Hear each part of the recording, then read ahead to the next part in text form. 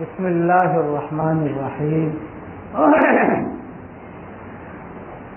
الحمد للہ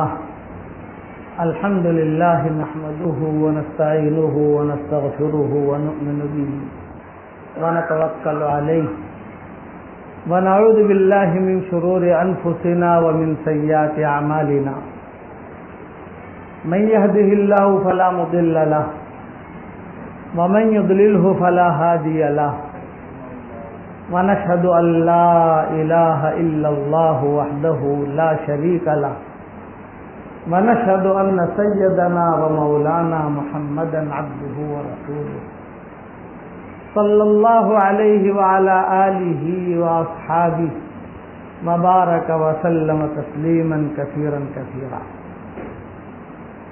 أما بعد فأعوذ بالله من الشيطان الرجيم بسم الله الرحمن الرحيم یا ایھا الذین آمنوا کتب علیکم الصیام کما کتب علی الذین من قبلکم لعلکم تتقون ایاما معدودات صدق اللہ العظیم۔ قابل احترام بھائیوں، دوستوں اور بزرگوں، ہمارے روزوں میں، ہماری شریعت میں اللہ تعالیٰ نے بہت آسانیاں کر دی ہیں۔ یہی روزے پچھلی شریعتوں میں بھی تھے، اور ہماری شریعت میں بھی مدینہ منورہ تک ہمارا روزہ بہت مشکل تھا، مدینہ منورہ کی زندگی تک۔ یہ ذہن میں رکھنا کہ حضور صلی اللہ علیہ وسلم کے 9 رمضان گزرے ہیں مدینہ منورہ میں، اور 9 کے 9 رمضان گرمی کے تھے۔ یہ ہمارے ابھی شروع ہوئے 9 کے 9 رمضان، وہ پورے کے پورے گرمی کے تھے۔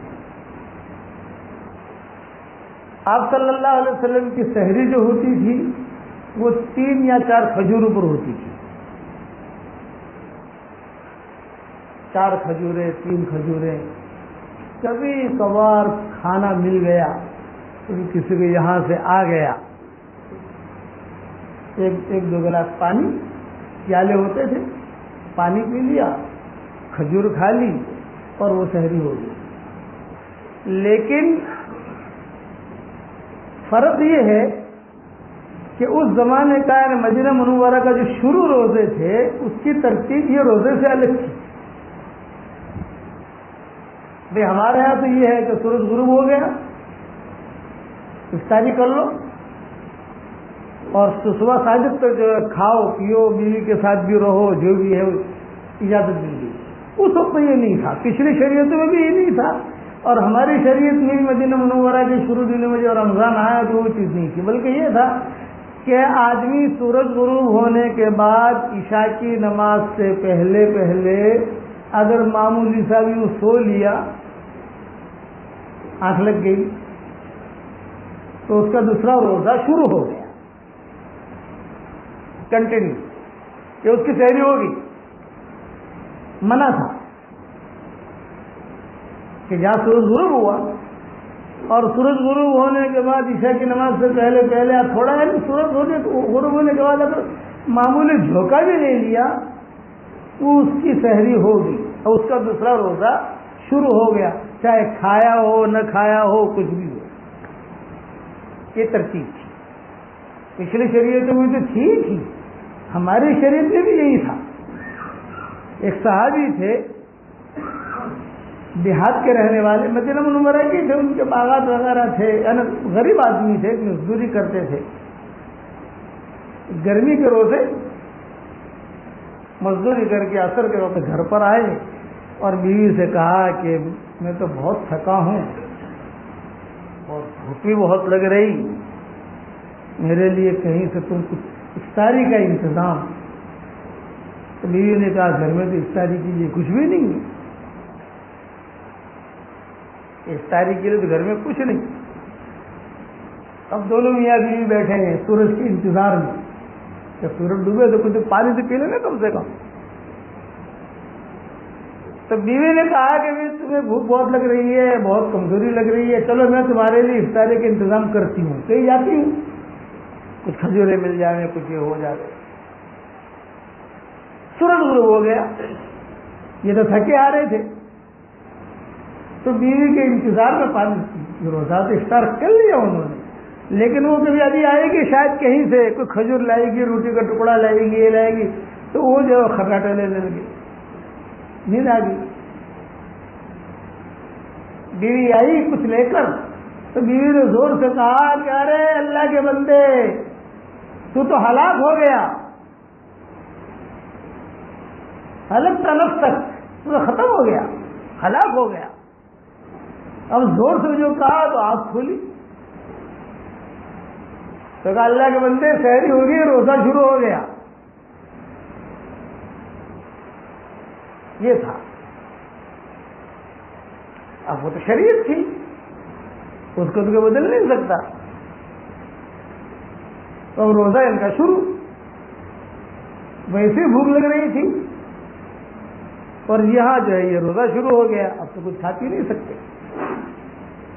خیر رات تو گزاری اللہ اللہ کر کے، سحری کا تو سوال ہی نہیں ہے، یعنی ان کی سحری سو جانا. یہاں آنکھ لگ گئی عشاء کی نماز سے پہلے تو سحری ہو گئی، بس وہی پیریڈ رہتا تھا. دوسرے دن ظہر کے وقت میں یہ مسجد نبوی میں آئے، اور مسجد نبوی میں آ کر جب نماز کے لیے آئے تو دھڑام سے سب کے سامنے گرے. حضور نے فرمایا کہ کیا ہوا ان کو، اسے کیا ہوا؟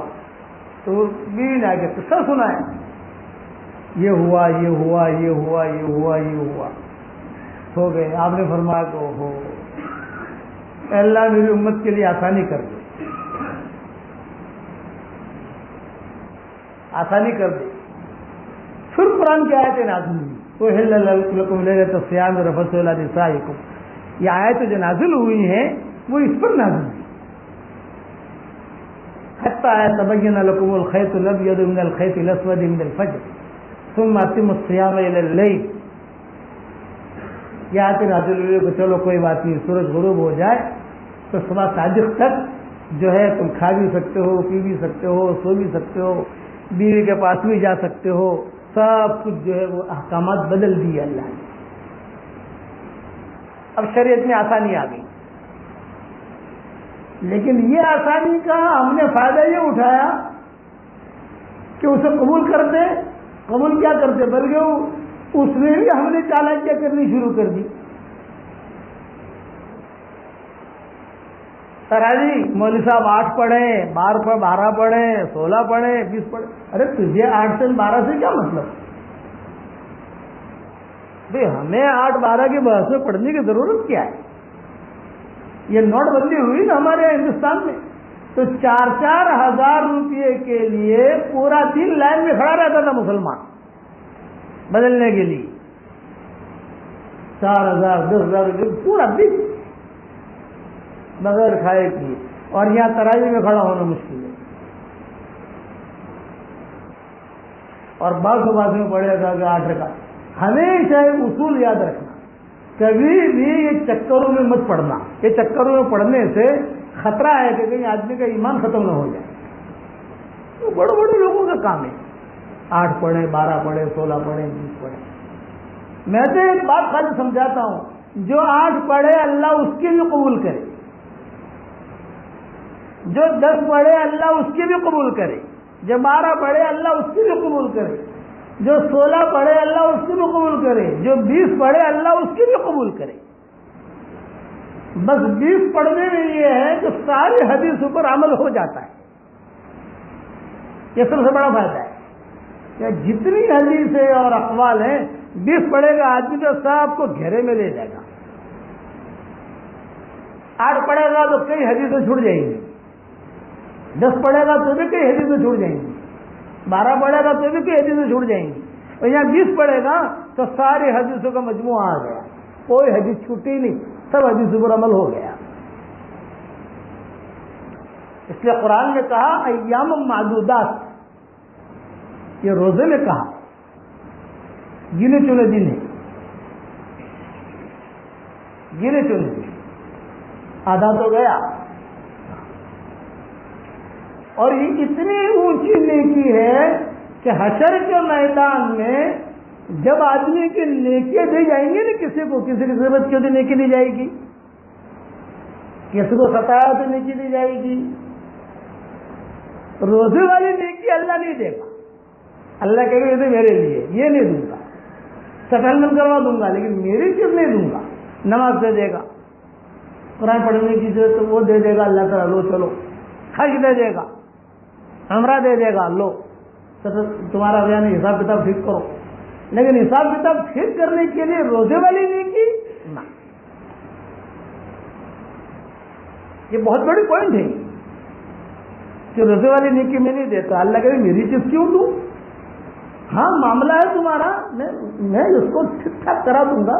فاتقوا اللہ واصلحوا ذات بینکم. یہ اتنی اونچی نیکی ہے. قیام. اس لیے اب جو ہے آج سے آخری اشرا شروع ہو رہا ہے.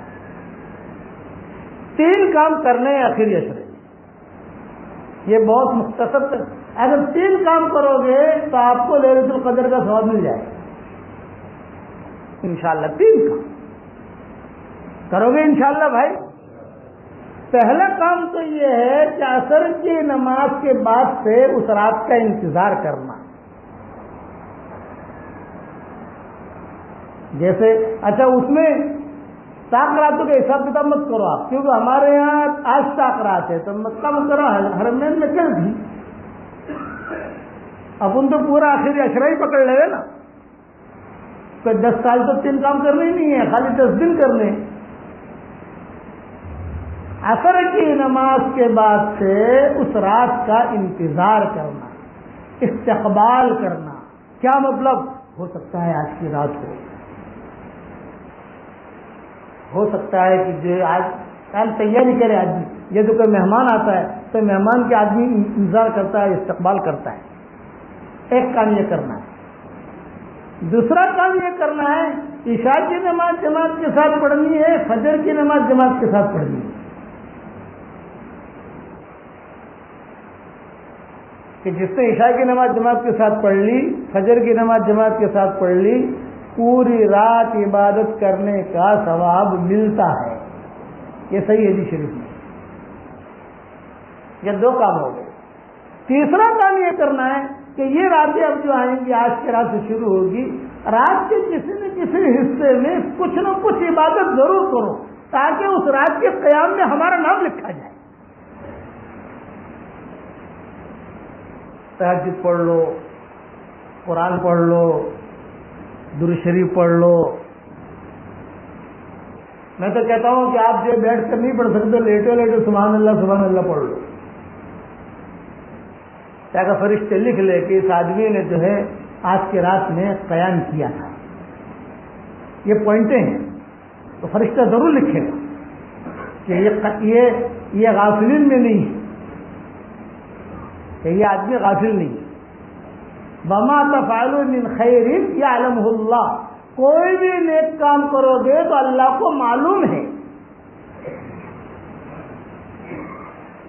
اور اگر ساک رات جو ہے وہ مل گئی جمعرات کے ساتھ، جیسے آج کی رات جو گئی وہاں ساک رات تھی، تو علامہ ابن تیمیہ رحمۃ اللہ علیہ نے بہت بڑے بڑے علماء نے، میں نے آج میسج اردو والے میں تو بھیجے نہیں، لیکن اردو والے تو یہ سمجھتے نہیں ہیں، ان سے تعلق نہیں ہے.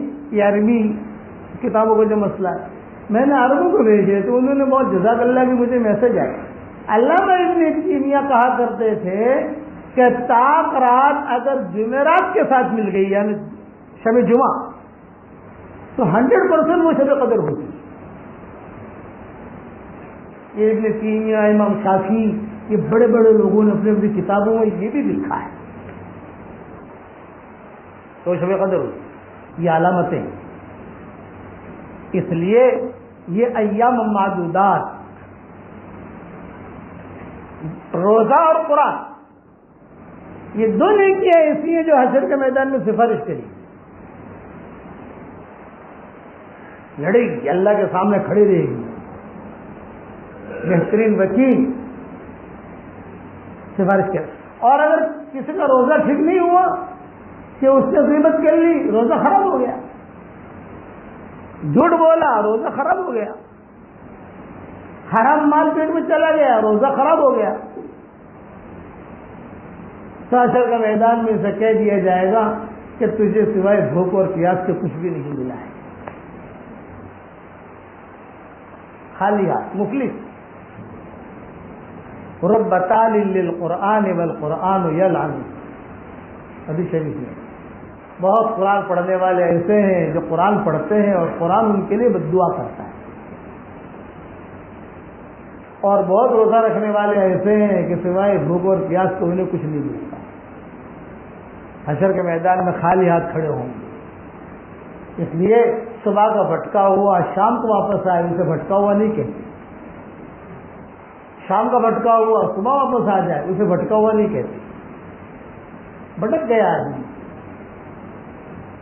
تو صبح نکلا راستہ بھول گیا, شام کو واپس آ گیا, جب اسے بھٹکا ہوا نہیں کہتے, منزل پر آ گیا. کبھی کبھی لمحوں نے خطا کی, صدیوں نے سزا پائی. ہمارا ایک سفر ہوا تھا لندن سے مکہ مکرمہ بذریعہ کار. تو ہم جب چلتے تھے, کام کرتے کرتے کرتے کرتے چلتے تھے, تو ہم وہ نقشہ لے کے چلتے تھے کہ کون سا روڈ پکڑنا ہے, کیا پکڑنا ہے, کیا پکڑنا ہے, کیا. بس معمولی ہمارا جو ہے 1 نمبر کا فرق ہو گیا ہے روڈ پکڑنے کا. تو صبح سے لے کر تہجد کے وقت تک ہم جو ہے پورے جرمن میں گھومتے رہے, میونخ, فرینکفرٹ, پورے گھومتے رہے. کہ معمولی 1 نمبر, لمحوں نے خطا کی, صدیوں نے سزا پائی. گھومتے رہے, یہاں جانے وہاں جا, وہ نمبر ملے ہی نہیں. پولیس والے کو پوچھے کہ اگر یہ روڈ پہ جانا ہے, بولے یہ روڈ پہ جانے کے لیے 24 گھنٹہ لگے گا آپ کو. تو معمولی غلطی کے اوپر جب اتنا ہوتا ہے تو دین کے بارے میں معمولی غلطی پر کتنا ہوگا. ابھی بھی 10 دن توبہ, استغفار. اچھا تو یہ ہے کہ آدمی اعتکاف میں بیٹھ جائے بغیر موبائل کی, بغیر موبائل کی. موبائل کو لے کر اعتکاف بیٹھا تو وہ تو یعنی مطلب وہ تو گھر میں نہیں آئے, سارے میسج آ رہے, میسج جا رہے. یہ دجالی فتنے. وہ بڑا دجال تو بعد میں آئے گا, یہ چھوٹے چھوٹے دجال جو ہوتے ہیں, اسی لیے عربوں میں جو اس کا نام رکھا ہے جوال, تو میں ان کو کہتا ہوں یہ جوال نہیں ہے, یہ دجال ہے. آدمی کا ایمان بھی خراب کر دے گے, آدمی کا وقت بھی خراب کر دے گے, اور آدمی کو ایسا مشغول کر دے گے اسے دین کا کچھ پتہ ہی نہیں. تو یہ 10 دن ہے, اس 10 دن کی آدمی قدر کرے. کچھ پتہ نہیں آئندہ سال کا رمضان ملتا ہے کہ نہیں ملتا, کچھ نہیں کہہ سکتے.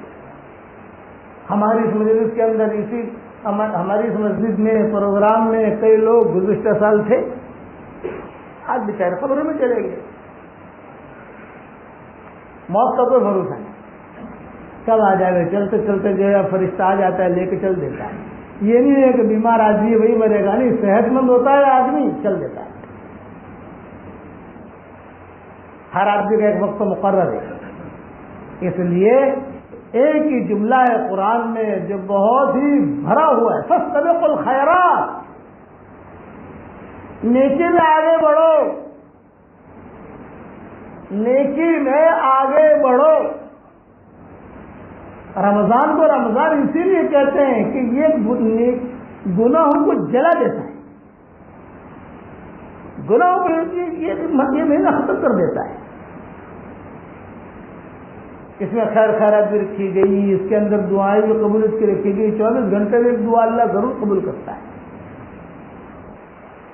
اس لیے ہر آدمی کا اپنا میدان ہے, بھاگو, فاستبقوا الخیرات. اللہ تعالیٰ کی رحمتیں بھی ٹوٹ ٹوٹ کے برستی, ٹوٹ ٹوٹ کے. یہ مختصر وقت میں مختصر بات میں نے عرض کی کہ رمضان کے لیے اللہ تعالیٰ نے یہ جملہ کہا ہے, یرید اللہ بکم اليسر ولا یرید بکم العسر. دیکھو ہم تمہارے لیے آسانی چاہتے ہیں, اللہ کہتے ہیں, تنگیاں نہیں چاہتے.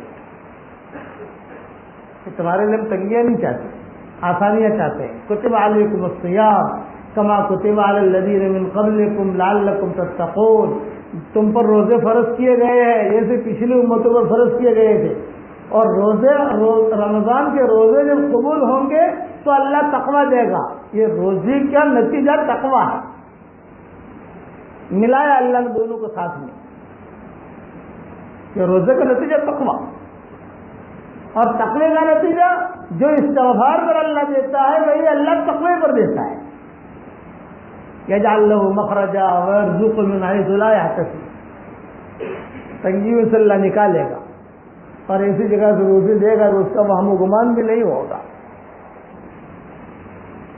اسی مہینے میں اللہ نے قرآن نازل کیا، اسی مہینے میں بدر ہوا، اسی مہینے میں فتح مکہ ہوا. فتح مکہ رمضان میں ہوا، اور فتح بدر کا قصہ بھی رمضان میں ہوا. نقل حرکت کر رہی کہ چلو مدینہ منورہ سے بدر، اور وہ بھی گرمیوں سے، اور قربانی کے ساتھ حضور صلی اللہ علیہ وسلم جو ہے روزہ بھی رکھتے تھے. روزہ رکھنے کے بعد پھر جو ہے آپ ساری نمازیں پڑھاتے تھے، پھر رات رات میں نفلیں پڑھتے تھے، پھر دعائیں مانگتے تھے، سارے کام کرتے تھے. آج تو معمولی روزہ رکھ کر آدمی جو ہے وہ تھک جاتا ہے، وہ تھک گیا صاحب، بہت تراویح نہیں پڑھی جاتی. فاستبقوا الخیرات، آدمی اپنے آپ دل سے بات کرے کہ اللہ نے مجھے حکم دیا ہے، میں اللہ کے کتنے احکامات پورا کر رہا ہوں.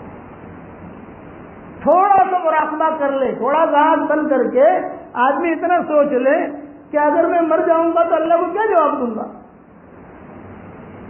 اس کا دل حرکت میں آ جائے گا کہ لوگ مجھے نہلا رہے ہیں، اب یہ مجھے میرا جنازہ اٹھ رہا ہے، اب یہ قبرستان میں داخل ہوئے، قبر میں داخل کر رہے ہیں، فرشتے آ رہے ہیں، وہ تو ہر ساری چیزیں.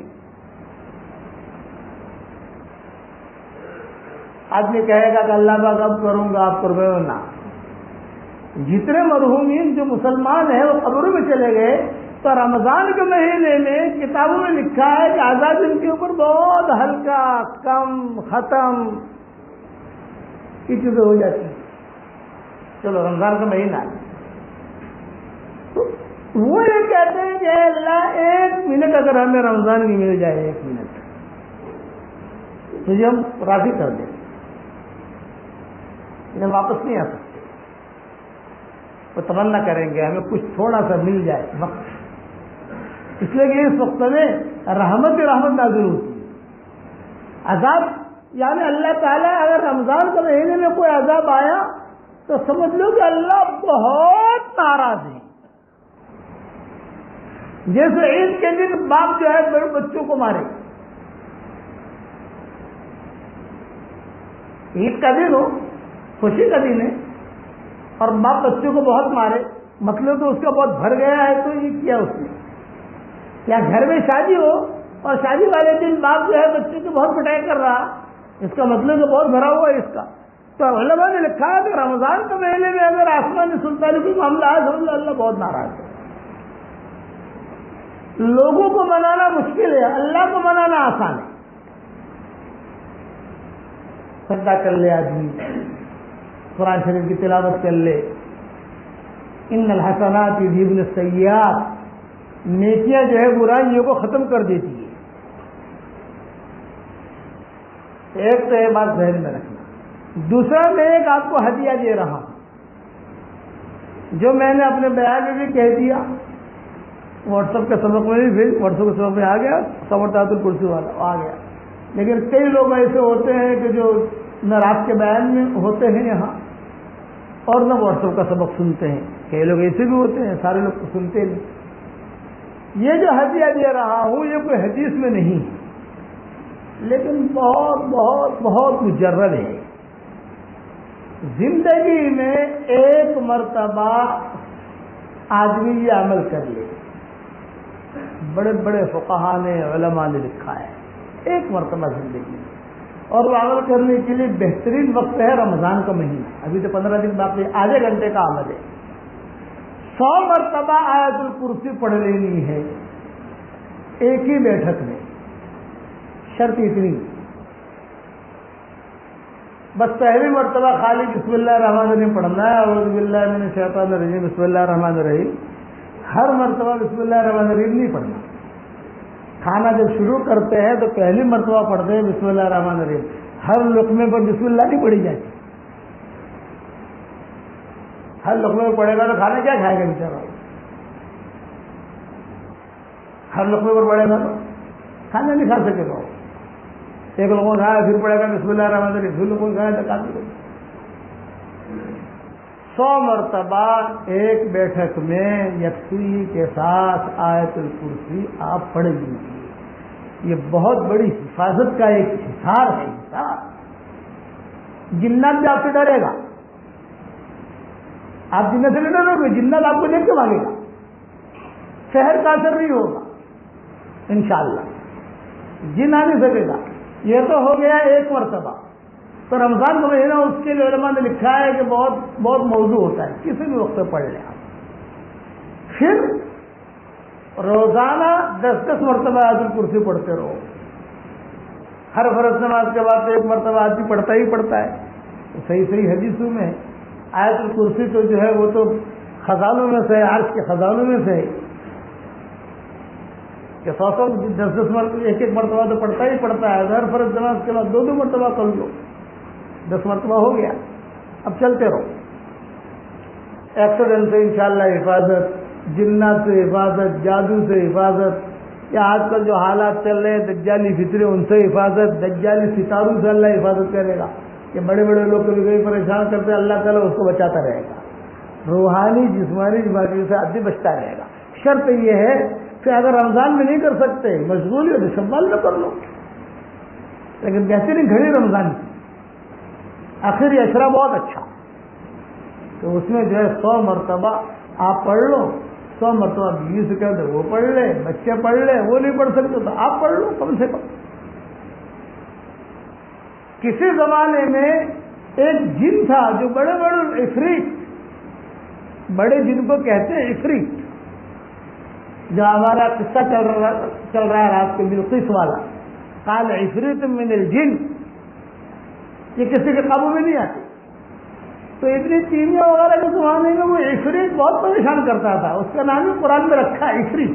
پہاڑ جیسا ہوتا ہے وہ جلدی مرتا بھی نہیں، اس کی عمر بہت لمبی ہوتی ہے. تو کسی عالم کے پاس یہ عمل تھا. بس وہ عالم خالی چلے گئے تو جاتے اس نے کہا یہ آ گیا، اس کا مقابلہ میں نہیں کر سکتا، اس کا مقابلہ نہیں کر سکتا، اب میں نہیں آؤں گا، اب میں نہیں آؤں گا. تو عالم نے کہا یہ شہر میں بھی نہیں آنا، یہ گھر میں نہیں، شہر میں. یہ کہا میں شہر میں داخل ہی نہیں ہوں گا. یہ 100 مرتبہ کر لو گے انشاءاللہ بھائی.